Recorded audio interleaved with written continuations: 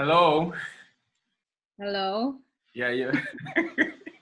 Listen, I have a series called the Living Sessions where Yeah, this idea actually came out from, and right.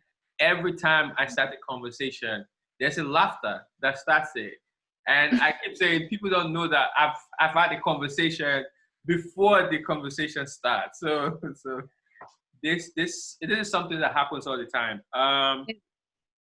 So I'm really, really, really grateful for having you say yes to this. Um, so let's just start. Let's know your name, where you're coming from, and what you do. My name is Maureen, best known as Mo. So I go by Mo Maureen. My full name's are Maureen Muzeo. I am from Kenya, based in. I work in and also revolve around music culture. So I am also a cultural curator, if you would say. And yeah, I'm really passionate about creating platforms for BPOC artists and creatives in Berlin, creating experiences where they can come together. Really passionate about live music, so it usually revolves around that. And yeah, that's just a bit of what I do. I also work as a creative consultant here. Yeah. All right. Hmm. Okay. So quick one. When did you come to Germany? I moved here a little over 10 years ago. I first came to Frankfurt. I traveled a lot around Europe until I settled in Berlin. Why Berlin? Why Berlin? It felt very interesting how it's possible to create a niche for yourself here. I think it's very unique that there's so many different people here, and it's just possible. Whatever you're passionate about, you can do it here. If you love knitting, you can do that. You know, if you love like hosting events, you can do that. You know, you can find a space, you can create a space, you can. It's very. I love how well there's lots of people from different walks of life here. It feels like the world comes to Berlin. Yeah, I was telling you previously, I've been to Berlin for just like like a day and a half. And one Yeah, of the things I noticed was the strong similarities with London in terms of yeah, just the variety of people. Like it's very mixed. The crowds, you know. So that was interesting for me. yeah. That was very interesting for me. So let's go to Kenya. Let's go to Kenya. What's your strongest memory of Kenya? If you could pick one, or maybe you want to go through a few.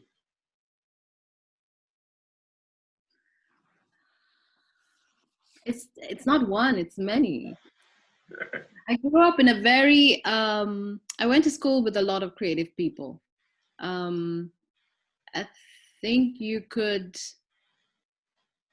equate it to like the way the states have a performing arts academies, like Yes, schools, yes, high schools that are. I yes, think I went to schools that were like that. yeah, So some of my strongest memories about Kenya are these moments that we would just have preparing for concerts and festivals, like inter-school festivals, yeah, or jamming in our classes before the next teacher would come. You know, yeah, I grew up in a space, and I grew up in a setting where it was very encouraged to like express myself. So a lot of my friends are very actively involved in the creative industry in Kenya, yeah, and like or setting that up, because we just don't have it, as you would know. You have to set up these structures in order to have it be a part of it. So those are some of my best memories. I grew up in the capital city, Nairobi, and in Mombasa as well, which is along the coast. So I have lots of memories attached to that. But I think, yes, just off the top of my head, it's just how amazing it was to grow up in this setting where it was really encouraged to express ourselves. Of course, you come from an African country, you need to be all about the books. You need to like focus on like studying and everything that comes with it. But I think it's very unique how I grew up. When Yeah. when I realized that we're going to talk and saw your name, Mo Maureen, I was like, this has to happen because archiving the movement is Yeah. is the name of my current project, right? And Mo, the first two letters, MO, you know. Yeah. And I am someone who loves moving, you know, and I actually feel like even when you're stagnant, when you're like fixed in one place, the body is constantly moving, whether mentally, psychologically, or spiritually. Like you're True. constantly moving, right? Yeah. But you do feel like someone who has been moving, right? So what does movement mean for you? That's a great question. It's pushing for things to keep going. It's creating, it's finding out how to bring together things that fall apart. It's bringing things together in different constellations. It's, yeah, of course. Yes, even if it's just Berlin, which I'm just mostly at, everything around me is constantly moving. It's a very transient city in Berlin, huh? So Yeah. it's not very usual to have people that stay here as long as I have. Um, so I get a lot of energy from what comes and goes. Also, you know, you need to adjust with like surrendering whatever Yeah. cards are given to you. You know. That's a part of movement too. Yeah. The giving and the taking. Yeah. Yeah. And working in events and making sure that things keep growing and cultivating things is also a lot of like, it's a movement that we're a part of here. Yeah. um yeah. So looking at that, when did you make that decision to leave Kenya? When did I make the decision to leave Kenya? Was the intention is also part of the decision. It was to come and study and then to go back. Like Ah. you always come at this place where you finish your high school and then you Yeah. ask yourself what's the next step. What next? You and your family are constantly trying to figure out how can we help you propel you into the next level, you know? So the goal was to come here, study, and then go back.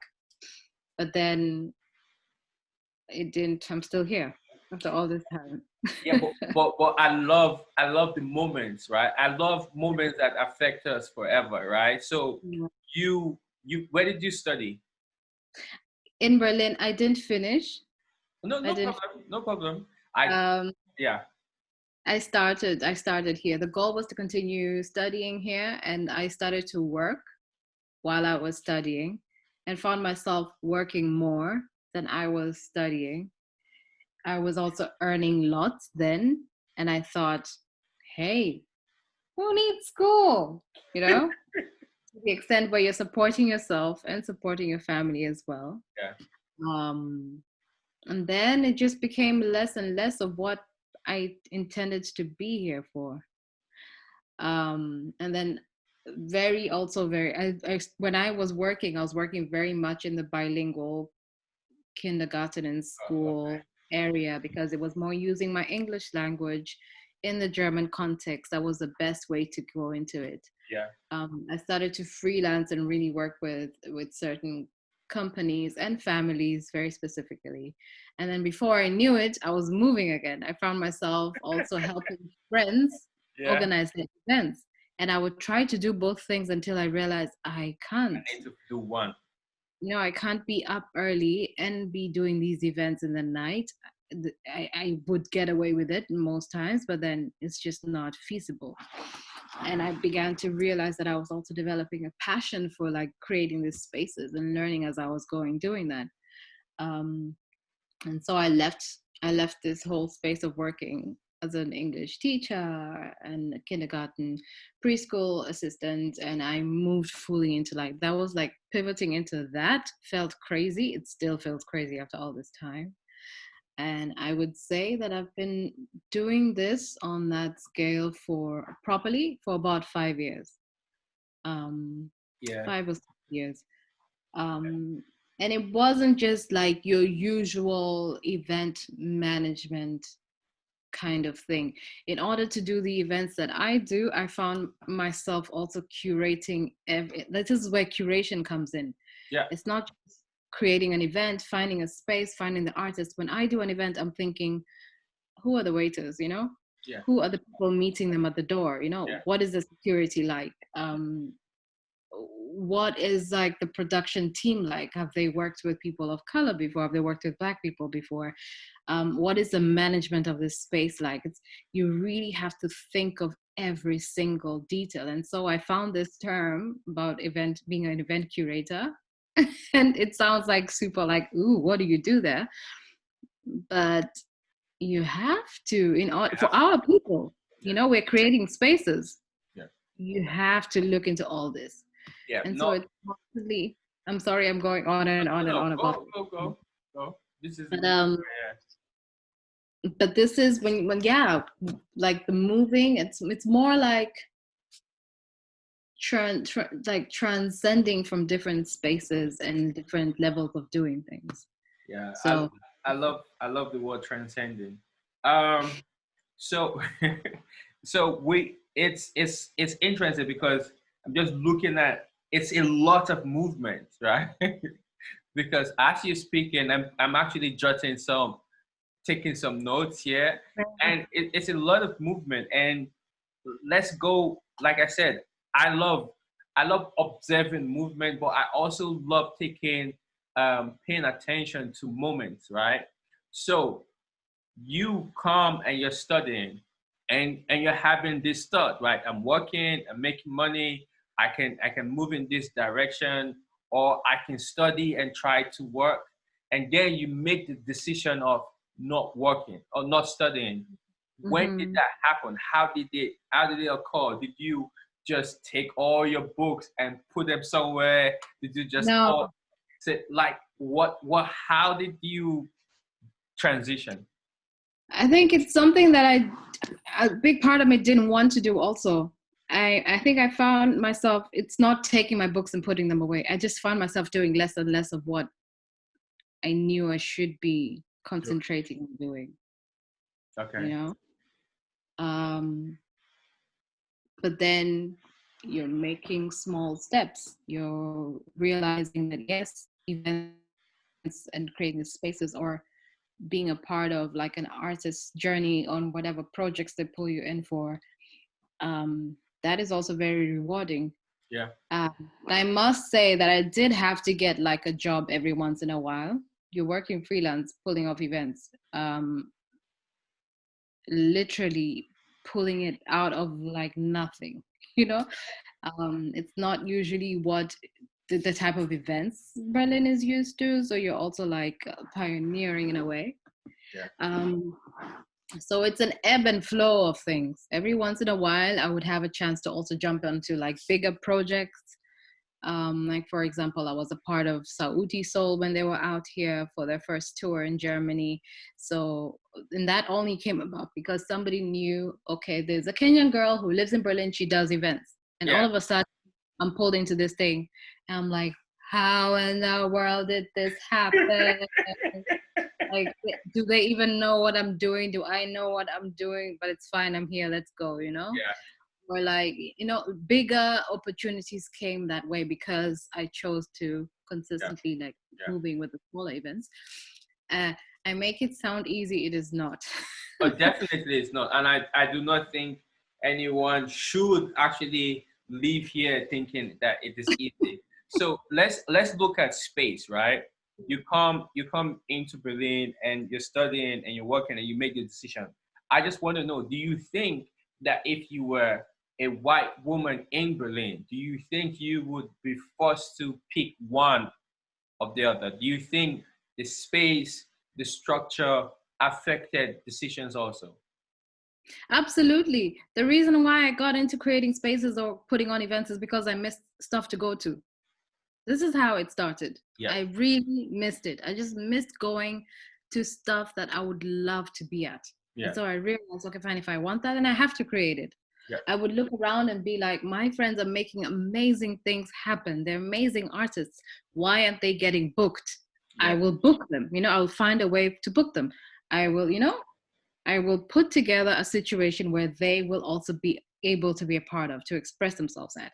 I would look at my DJ friends who would be posting all their stuff online and wondering why aren't they getting asked to play at different events around the city. And I decided to make it. I would go to events and I would love everything they had set up, but I would miss something in the crowd. I would miss people like me. I would miss the people I know that should be here listening to this. How is it possible to have everything amazing on the stage and not have people in the crowd you can enjoy this experience with? Yeah. you know So or I yeah. would go to a place where, yes, these are people I love being with, I really enjoy, like, these are the people I feel at home with, but what is on stage is so off. Like, we're not having a good time, when it's not appealing to us. So I decided I'm gonna find a way to, like, merge like, really bring everything that I'm missing into one space. Yeah, so it means that you took the responsibility of bringing creatives from the margin into the center, because Exactly. at the end of the day, we as Black people constantly, at least majorly in the diaspora, but like over here in the continent, structurally our foundation on all levels have been tactically targeted and destroyed. So we either do not have, or we have shambles of ideas that we've been building and building and building on.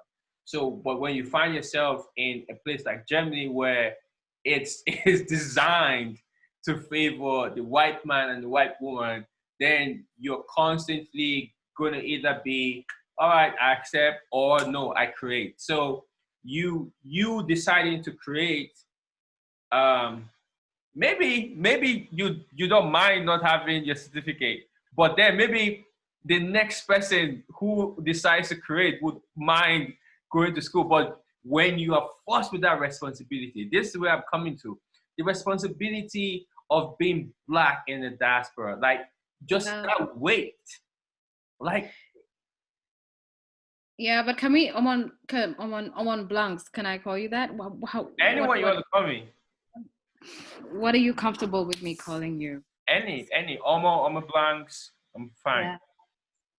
Not everybody feels the need to take on this responsibility, you know? And I do come around to moments where I ask myself, why am I doing this? Do my people care? Who is it for? It's really, you've always got to make sure that your conviction and your motivation is fueled and coming from a good place. I think you really need to keep checking that.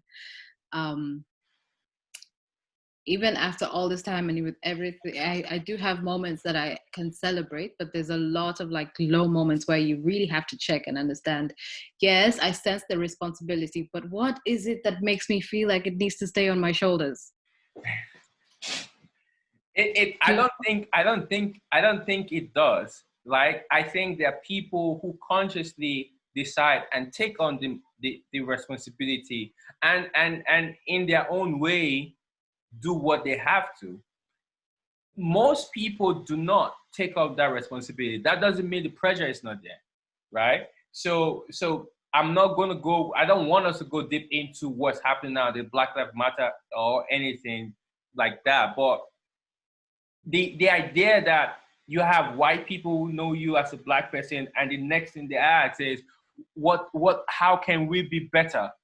The responsibility of just being asked that question, like, just because you're Black, like, why do you think I know? Like, you Yeah, go to your family and ask your family, how can we be better? Why do you need to ask me? That that's, indirect, that's yeah, the indirect pressure and responsibility that yeah, comes because we function within a system that oppresses.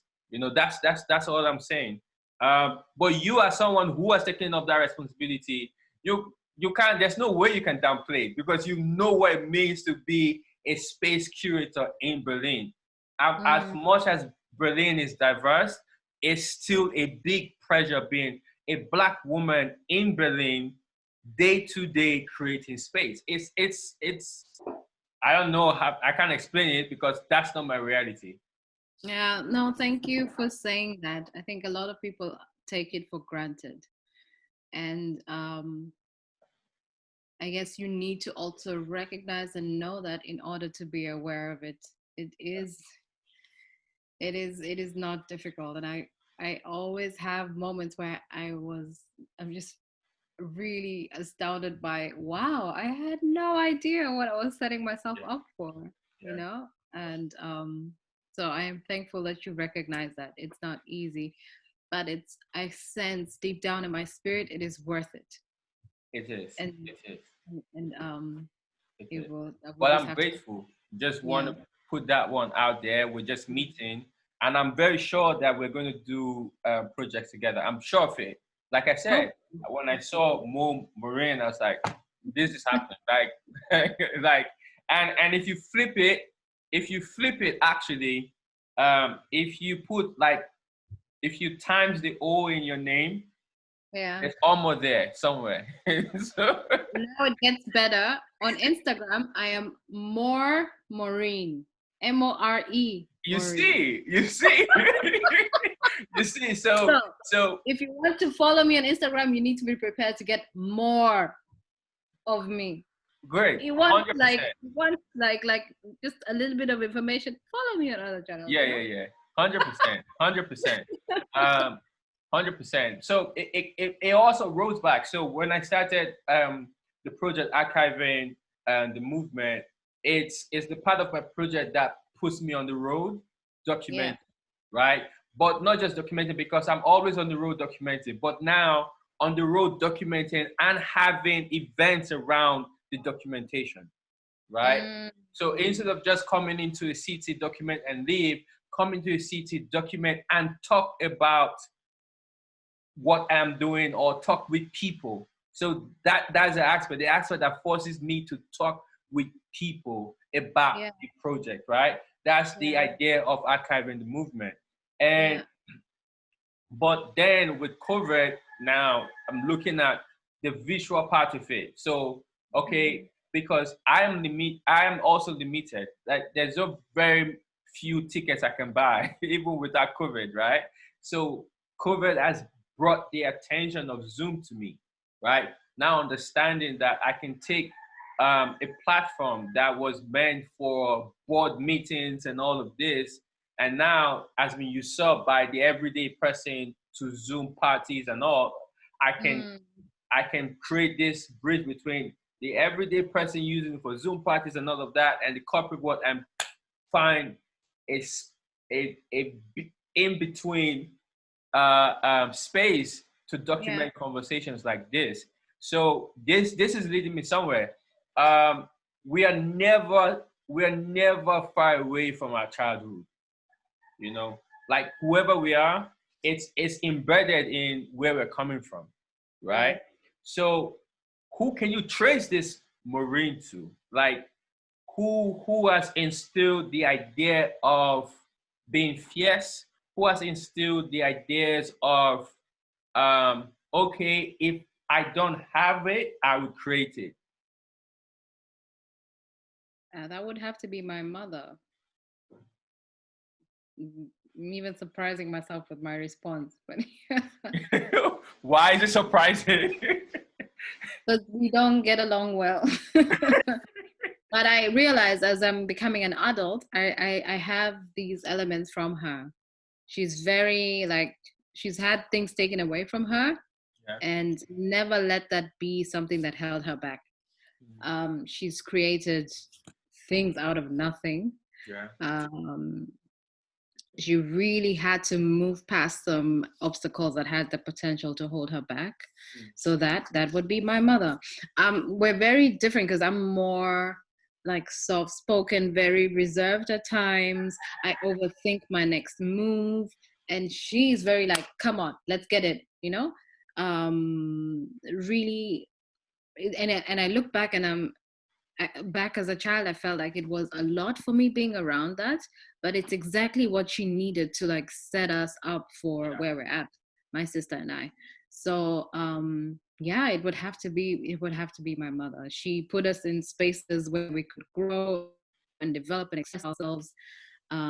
She did whatever it took for us to like really make it. So despite how I grew up feeling like, oh my gosh, I'm not ready, okay fine, you're pushing me, and okay fine, you know, I need more space to like really just, you know, decide for myself, she was very like adamant about, if you don't get on with it, then, you know, no one will wait around for you, you know.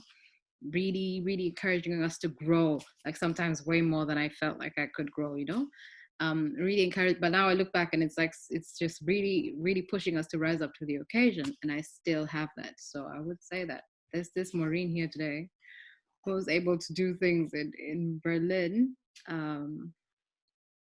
Yeah. And I recently got called a gentle giant. And Ah. that has been like the best compliment ever. And I think this is my version of my mother, Yeah. you know. um I'm just more, I find myself being more, I need time. And when I'm assertive, um and even when I'm really upset, I will still find a way to like construct it in a manner that I'm still thinking of the other person. Yeah. Oh, my mom goes for it, she goes for it, you know. She's the giant, I'm the gentle giant. And things like even how she's really good at connecting with people and how she's well loved, I realize now I have that. I Yeah. have that from my mother. Yeah. um yeah. I feel like the present and the past, not the past, the present and the future being the present, because every future will become a present stage, right? Absolutely. Yeah, I feel I, like they if both. you asked me this a couple of years ago, I would have been like, yeah. I think like the future and the present, they give you clear picture of what the past was and why the past was the way it was, you know? Because Absolutely. uh, I can only imagine being a woman. I don't know, was your mom a single parent? Yeah. All right, so being a woman, a single parent in a city like Nairobi, that Yeah. was imagined and built a lot by white men, Mm-hmm. and in a city, in a world where patriarchy is is the number one obstacle that we have to fight, and Yeah. Yeah. raising two women, raising two girls, Yeah. I that like It gets like, even for me, like right now, it's not realizing even the switch of like, when I was 5 years old, she made a decision to move to Mombasa, which is an island city. um we didn't know anybody there, she yeah, didn't have any connections, it didn't make sense.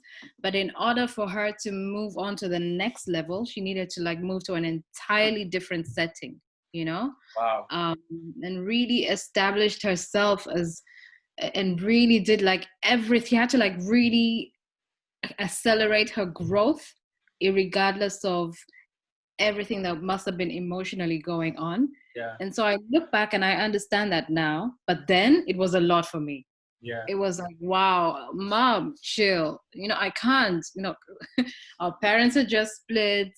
Um, and she must have been going through her own process that she definitely, couldn't really express definitely, to us as kids. definitely, Um, I found it very difficult to be around that.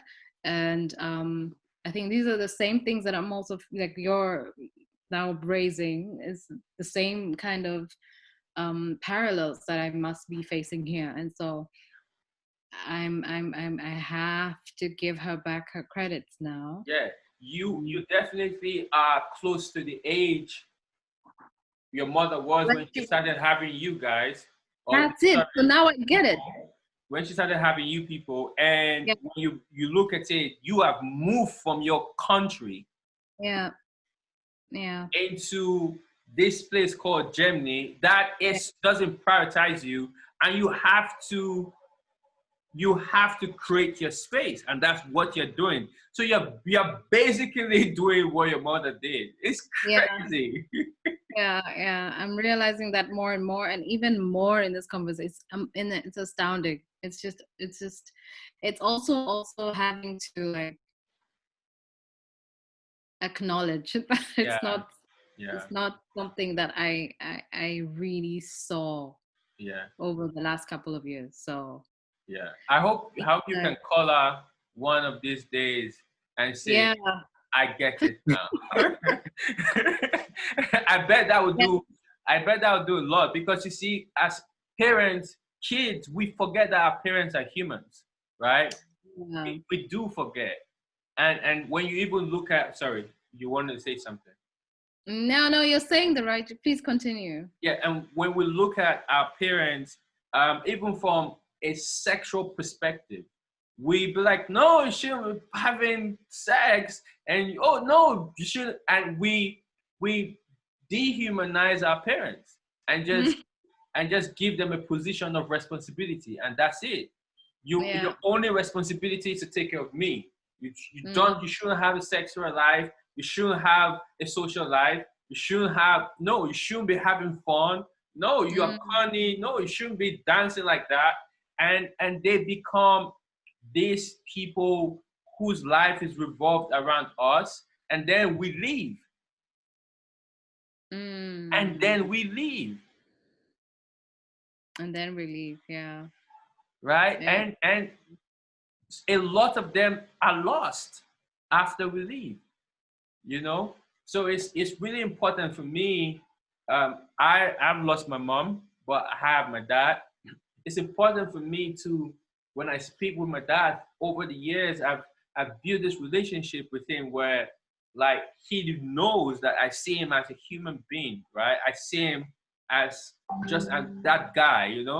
He has tried, not the greatest parent, but a great human being. I see him as that, and we have these conversations. And I definitely, when I released the series of conversation I have with my dad, I would definitely send them your way, right? Yeah.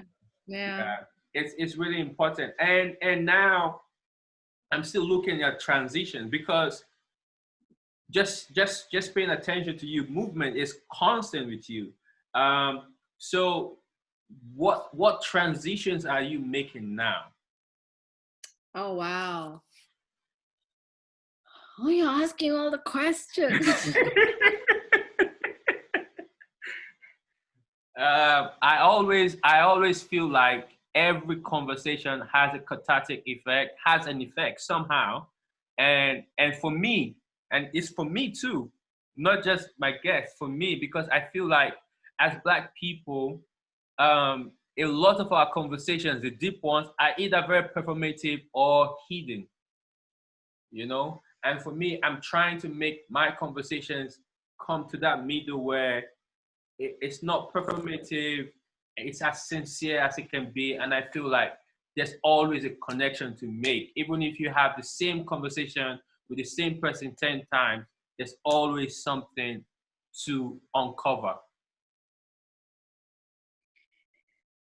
Yeah. What transitions am I making now? Um, well, because this virus has just flipped everything on our heads. It's figuring out how to continue moving forward. Like a lot of what I've done now has been event based, very getting people into one space. Yeah. I've done some live stream productions, had my events like go on live stream. So really trying to keep my eyes open for like the next move after this. Like, where do we go from here? How do we continue to reach our goals or my goals while all this is happening? Um, this year felt like it would be like the next stepping block for me. Like, all my events were about to go to a whole other level. I Which just they confirmed, will. which they will, yes. I just gotten an opportunity to curate a stage for a really big, major hip hop festival here. I was very excited about stepping into that because that would be an opportunity that would really help me leverage on things on a whole different level. And so with everything that has come, it's now coming to terms with everything that I feel I have lost. Yeah. So transitioning through, still don't know how to transition to the next level. On a personal place, it's just making sure that I'm growing in my relationships. Like, of course, I can't see everybody right now, but really taking active responsibility to be a better friend, like do better at keeping in touch with my people. Yeah, transitioning for everything, like my relationship with money, with work, with the people I work with. Yeah, using it as a time to grow, you know, spiritually, emotionally. Um, yeah, so that's how I would respond to this question right now. I Yeah. feel there must be another way to like respond to it, but I'm letting No, my no, no, circumstances right now. I feel like there's so many ways. You know, we can all enter every situation in like however you can imagine, right? Yeah. So I don't believe in right answers, wrong answers, right? Or right perspective or wrong perspective. So when I got this idea to bring my project and collaborate with ACO Collective Practice, I I I was interested in the idea of a collective practice, right? But I'm not interested in it from this technical perspective. Like people, I just feel like sometimes people overcomplicate things, like they start building systems and it keeps going. So for me, collective practice from a very personal perspective, right? So spiritually, for instance, traditionally, when you go to a shrine, right? You walk into a shrine, there's a priest Mm-hmm. or a priestess, and they will tell you, I'm a mouthpiece. I am not the person who is going to solve your problem. I am Right. the mouthpiece. I am the messenger, right? And then you sit with them and you speak with them. And the first thing they do is they consult, right? But then whatever problem you bring would determine who to consult. Most shrines have more than one deity, right? So most shrines have multiple deities, right? So let's imagine having the deity of iron, water, and fire, right? Three deities, depending on the shrine you go to. You see that your problems, if you have three different unique problems, right, they might actually share those problems to the three deities present within the shrine, right? Mm-hmm. And those deities tell the priest, okay, she should do this, she should do this, and she should do this, right? So you see the collective practice as Black people, as Africans, that we've always practiced. I'm just showing you from just a spiritual practice perspective. In our family, the way our units are set up, it's deep.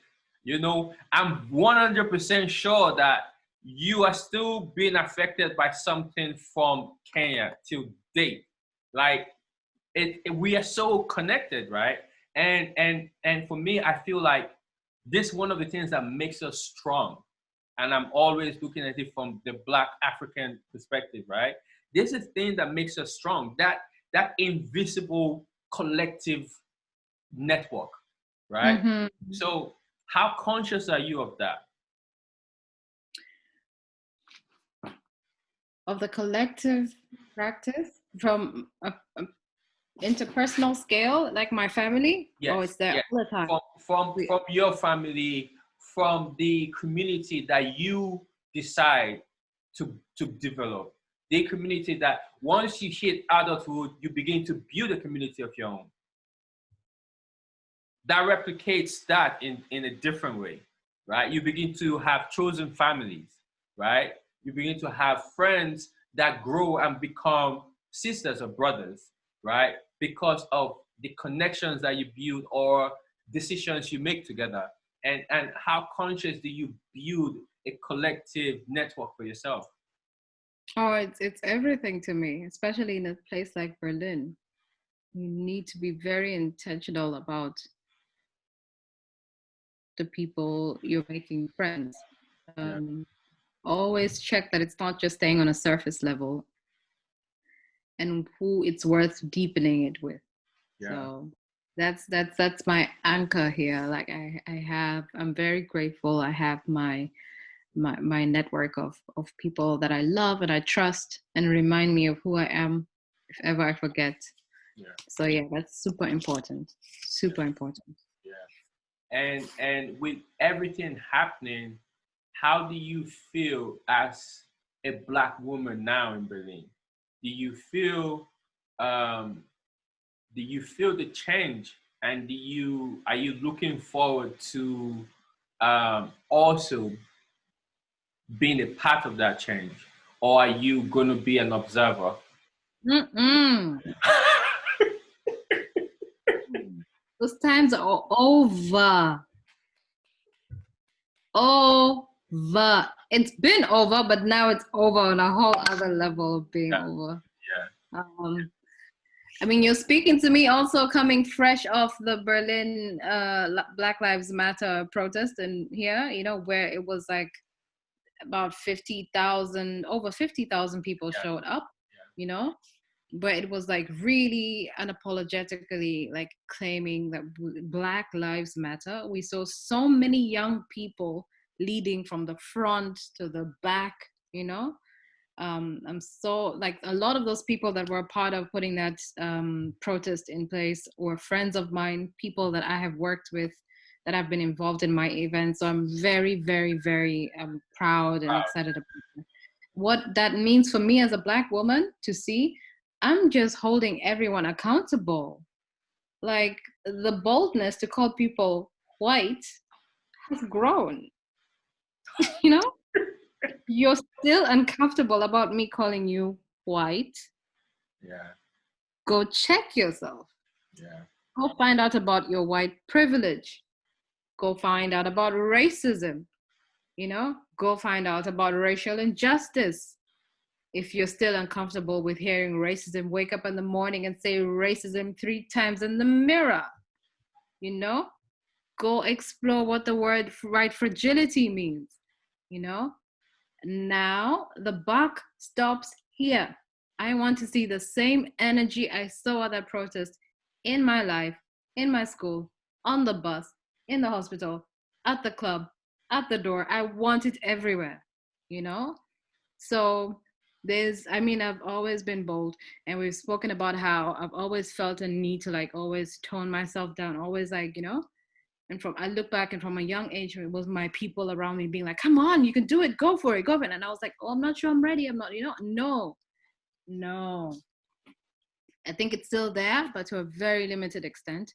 I am done, I am like, get on with it. This world depends on it. If you've not gotten it now, I'm not gonna tell you. I think you'll just begin to see how you're either ejected from my life or not like participating in it. And I'm doing this with my friends. Like, I shared a list of resources. I want to know what you've looked into. you know now I can finally begin to explain to my people why I don't just manage and organize events, I curate them. I give myself extra work so that it works for everyone coming and being a part of it. I need to. It's not just another event, you know? It's sad, but it's the truth. So yeah, I mean, there's another level of urgency that I sense as a Black woman living in Berlin. And yeah, I'm up for it. You notice I was just smiling as you were talking. It's because I had this idea as you're talking. I just like, you definitely should do like a ritual with your mom and remove the gentle from your giant so that Yeah, I know my mom. I know her. I know her. I know right, what I need the ritual to. could just be a call. You're like, Mom, I'm ready to be the giant now. No more gentle. Well, we'll see. Yeah. Yeah. Yeah. No, it's really it's this time of being unapologetic. I mean, for me and so many other people like me, Yeah. it's so reaffirming. It's Yeah. yeah, it's over. Yeah. Yeah. I'm really, really, really glad to hear this. And yeah, it's encouraging. It's encouraging, you know? Yeah. I mean, even I mean, as an African woman, it's different. I mean, I was just talking to a group of my Kenyan friends the other day, and they're realizing they've been on a journey of like slowly understanding. Oh, we're black, you know. Because no, it's because we come from a setting where we just never had to think of it, Yeah, man. Yeah. you know? But And that's then why movement is important. in my whole circle, I'm the one who's going on about racism, and they'll look at me like, but you know where you're from, right? Yeah. I don't know what you're getting all worked up about, but this is how they are. This is how things are. Chill. And after this weekend, everybody's like, do you know what? You've been telling us though, Yeah. Yeah. Yeah. you know? Because So, because when we look at structures, we see black. We don't see what's behind. We don't see mm, the system. We don't see where they're coming from. Just look at yeah. policing. This morning I was in a conversation and I was explaining the idea of police comes from an idea, comes from white men coming together to kill and police black bodies, right? So you take that and you bring it to Africa. What are you bringing it here for?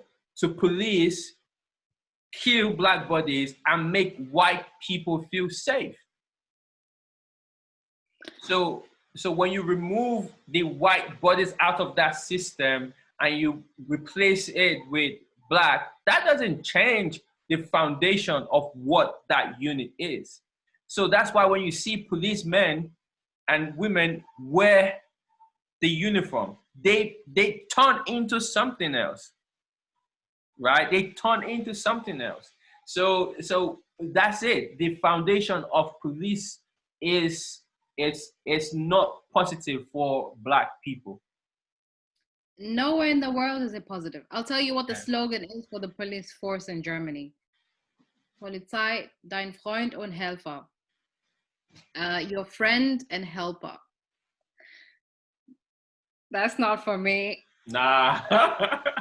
That's not for my black friends. Yeah. Because when I'm on a train and they get on, they are known for singling out the person who is not white and Yeah. coming after them, you know? Yeah. That's not my friend and helper.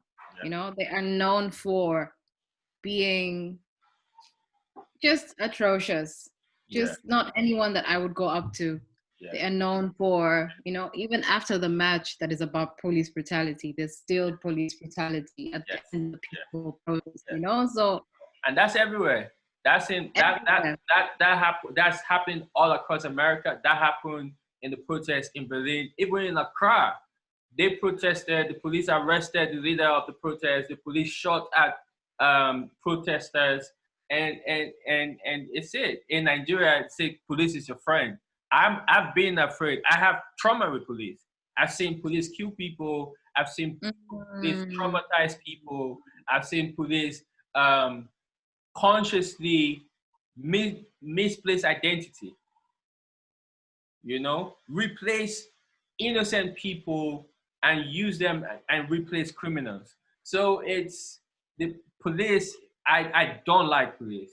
I don't like police. So I'm really just happy that this this is Black Lives Matter, but I'm also happy that there's a focus being paid to policing, yeah, Yeah. So absolutely. Mo, Yeah. this has been fantastic. Um, But there's a part of this conversation that flips, right? So Yeah. I actually allow my guests ask me one or two questions. Okay. Yes. Okay. So if you're up for that, and let me sit down well so that.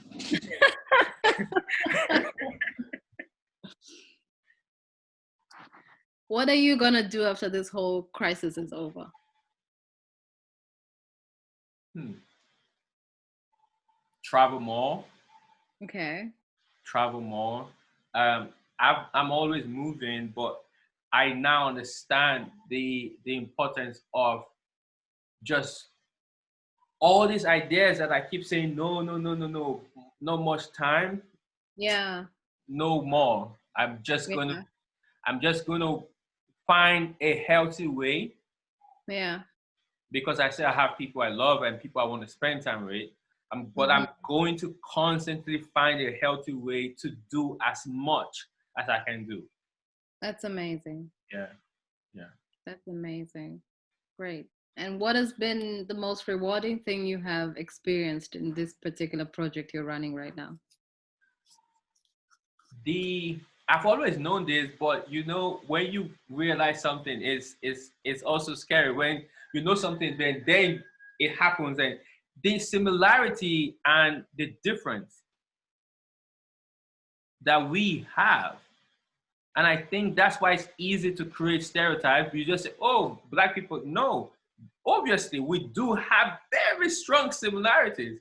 But then Yeah. when you look at the difference is large. And you just be like, wow, we are so layered as a people. Blackness is We're not so, a monolith. no, We're not a monolith. We're no, so multi. Yeah, it's yeah. true. We're so Mm, beautiful. But I think it's scary to know that a a a people, could be so layered and so beautiful. yeah. I don't know about any other culture. I have not paid attention to white culture as much as I've paid attention to black and African, and now the intersections. Because for me, this is what really excites me, right? We're Mm, so beautiful. We're so absolutely. layered, so complicated, so complex, and I feel like this is the reason why it's dangerous to know that people are so complex. It's I think that's one of the fear white people have. You know, and Okay. we are loving, Very. very loving. Very. Just imagine the concept of a black. Just I don't know how it is in Kenya, but I'll give you an example, right? In my family, which is now I think close to 200, just my family, one name Omonhinmin, right? I don't know some of my cousins. Mm, I can't remember the last time I met all my uncles and aunties, right? But yeah. I can tell you that any family member can pick up, appear in a city where you have another Omonhinmin, knock on the door, and they're welcome. Like, like just Same in yeah. our country. Well, Yeah. yeah. So just imagine that. Like we understand. And I feel like this is the reason why we have held on to that particular part of family. We Mm, understand why it is important to keep the door open. Because mm, it's hard out there, it's scary out there, it's dangerous out there. yeah. Yeah. And yeah. So this has been my biggest learning. Yeah, and I'm Amazing. very grateful. I'm very grateful for this. Um, I got this idea in 2012 to start documenting, and or being in music, being in entertainment, be doing events, traveling between Nigeria and Ghana. You just be like, oh, they'll be like, no, why don't you just scale it down, do it small. So it was just distracting until in 2017. I was like, all right, I know what I want to do. I'm not thinking about Nigerian identity or West African. No. What does it mean to be Black, African, and everything that comes with it? Right? Mm, And I am not trying to get that answer. I am trying to show you how complex it is that you can't even get that answer. You shouldn't be asking that question in the first place. Everyone has a story that is so amazing. Like, Mm. and I'm just collecting. And my hope is that as much as I collect and build this collection, thousands of it, that's my goal. Gradually, archives emerge out from this. Different archives can emerge, and also have the goal of building physical centers in the continent. Maybe try to build in our region where you can actually go and have access to just thousands of conversations. You know, Wow. yeah, and that's the goal. So one day at a time. Amazing. Yeah, Well, all the best for that. That sounds yeah. amazing. You really do it. And same, yeah. I look forward to meeting you physically, and Same. meeting you in Berlin, and Same. figuring out the next event we'll do together. Amazing. Yeah, Amazing. Amazing. Amazing. yeah. All right. Good. So bye. Thank you so much. Bye Thank you. bye. Thank Thank you. you. Thank you. Thank you. Thank you. Thank you.